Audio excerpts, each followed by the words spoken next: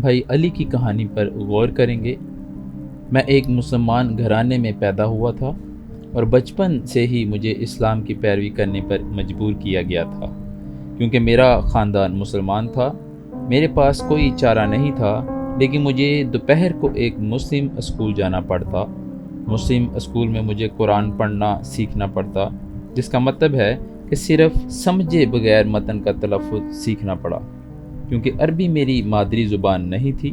استاد نے ہمیں مطلب سمجھانے کی زحمت نہیں کی، اسے صرف اس بات کا فکر تھا کہ ہم عربی متن کا صحیح تلفظ کیسے کریں۔ جب میں ہائی اسکول گیا تو اس کے بعد میں دوبارہ کبھی مسلم اسکول نہیں گیا۔ کچھ دیر بعد میری ماں نے ہمارے خاندان کو چھوڑ دیا اور میں صرف اپنے والد کے ساتھ رہنے لگا۔ جب میں نو عمر تھا تو میرے دوست تھے جو مختلف مذاہب سے تعلق رکھتے تھے۔ میں اس بارے میں الجھن میں پڑ گیا کہ مجھے کس مذہب کی پیروی کرنی چاہیے، خاص طور پر جب میں نے اسلام کا موازنہ مسیحیت سے کیا۔ جس چیز نے مجھے اسلام کے بارے میں احساس کیا وہ یہ ہے کہ میں اس مذہب سے تعلق رکھتا ہوں اور اس کی تعلیم کو سمجھے بغیر اور قرآن کیا کہتا ہے۔ مثال کے طور پر ہم بغیر سمجھے دن میں 5 وقت نماز پڑھنے چاہتے ہیں۔ یہ سخت رسومات کیوں ہیں؟ مجھے اسلامی حج کے ساتھ بھی یہی مسئلہ درپیش ہے۔ یہ صرف مسلمانوں کے لیے جائز ہے، جس کا کوئی دشمن نہیں ہے، اور ہر ایک نے آپ کی غلطیوں اور گناہوں کو معاف کر دیا ہے۔ لہٰذا حج کی اجازت صرف منتخب لوگوں کے لیے ہے۔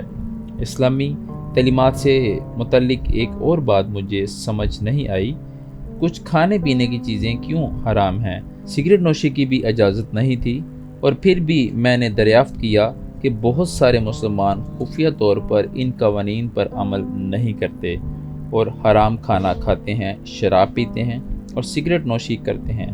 پھر یہ قوانین کیوں؟ مجھے یہ اعزاز حاصل ہوا کہ مجھے عیسائیت کا اسلام سے موازنہ کرنے کا موقع ملا۔ میں سمجھتا ہوں کہ زیادہ تر مسلمانوں کے پاس یہ موقع نہیں ہے، اور اس لیے انہیں اپنے مذہب کو تبدیل کرنے کا امکان پر غور کرنے کی کوئی موقع اور آزادی نہیں ہے۔ اتنے سالوں کے موازنہ کے بعد میری خواہش ہے کہ ہر مسلمان کو یہ اعزاز حاصل ہو۔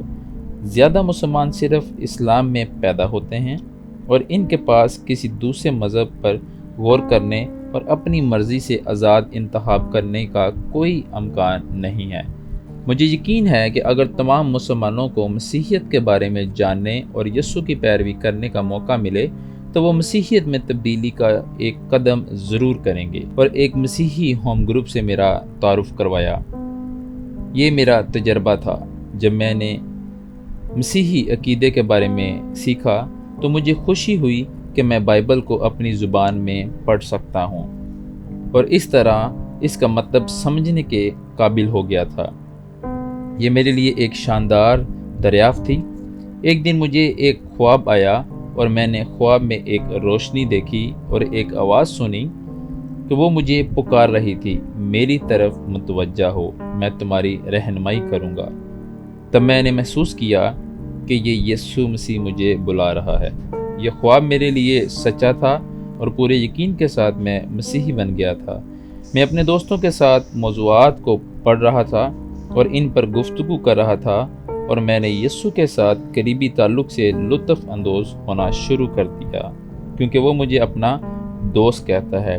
یوحنا کی انجیل 15 باب اور 15 آیت میں لکھا ہے، اب میں تمہیں نوکر نہیں کہوں گا، کیونکہ نوکر نہیں جانتا کہ اس کا مالک کیا کرتا ہے، بلکہ تمہیں میں نے دوست کہا ہے، اس لیے جو باتیں میں نے اپنے باپ سے سنی وہ سب تم کو بتا دیتا ہوں۔ اب میں نے چرچ میں جانا شروع کر دیا اور لوگوں نے میرا استقبال کیا، اور میں 16 سال کا تھا جب میں نے مسیح کو قبول کیا، اور مجھے مسجد اور چرچ میں فرق کا احساس ہوا۔ میں اب خوش ہوں، ایک مسیحی ہوں۔ مجھے اس بات پر بڑا فخر ہے کہ میں نے سب کچھ جاننے کے بعد مسیح کو قبول کیا۔ خدا کی شان مجھے تحفے کے طور پر ابدی زندگی عطا کرے گی، اور میں جنت میں جانے کے لیے یقین رکھتا ہوں۔ میں نے اپنے خداوند اور نجات دہندہ یسوع کے ذریعے خدا کے ساتھ امن پایا۔ ہماری مزید ویڈیو دیکھنے کے لیے ہمارے یوٹیوب چینل اور فیس بک کو دیکھیں اور اپنی غلط فہمی دور کرنے کے لیے ہمارے اس جی میل اور ہمارے اس واٹس ایپ نمبر پہ رابطہ کریں۔